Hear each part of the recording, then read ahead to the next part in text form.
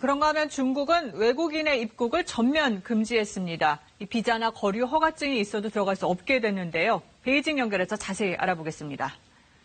강기수 특파원, 이 중국 정부 조치, 우리 교민들 입장에선 좀 당황스럽겠는데요. 네, 느닷없이 외국인 입국을 전면 금지해서 일시적으로 한국에 나가 있던 교민들, 또 유학생들은 물론이고 중국으로 가며 사업을 벌이던 기업인들도 아주 난처하게 됐습니다. 중국은 코로나19 최초 확산 당시에 미국 등이 중국발 입국자를 규제하자 과잉 대응이라고 강하게 반발을 했었는데 이제 와서 이중적 태도를 보인다는 비판이 나오고 있습니다. 중국은 특히 우리 정부에 사전 통보도 하지 않았습니다. 그래서 우리 정부가 오늘 주한 중국 대사를 불러 유감을 표명하기도 했습니다. 네, 이제 중국 내부는 걱정 없다, 방역해야 한다 이겁니까?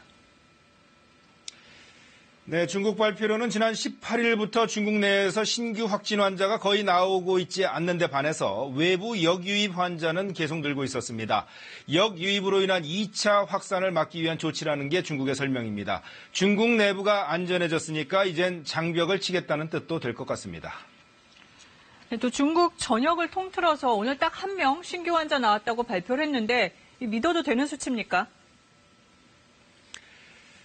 지난 18일부터 중국 전역에서 신규 환자가 거의 0명이라고 발표를 해왔습니다. 하지만 무증상 감염자를 통계에서 뺀 것이 논란이 되고 있습니다.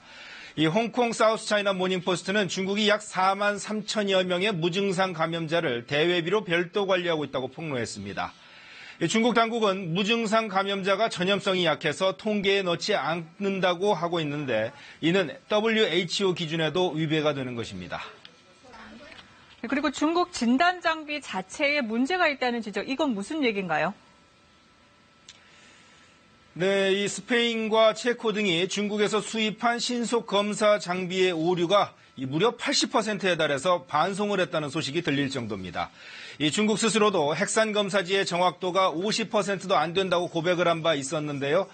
이러다 보니까 완치 판정을 받아 퇴원한 사람이 다시 양성 반응을 보이는 사례가 속출하고 있습니다. 중국을 아직도 안전지대라고 말할 수 없는 이유가 많은 것 같습니다. 지금까지 베이징에서 전해드렸습니다.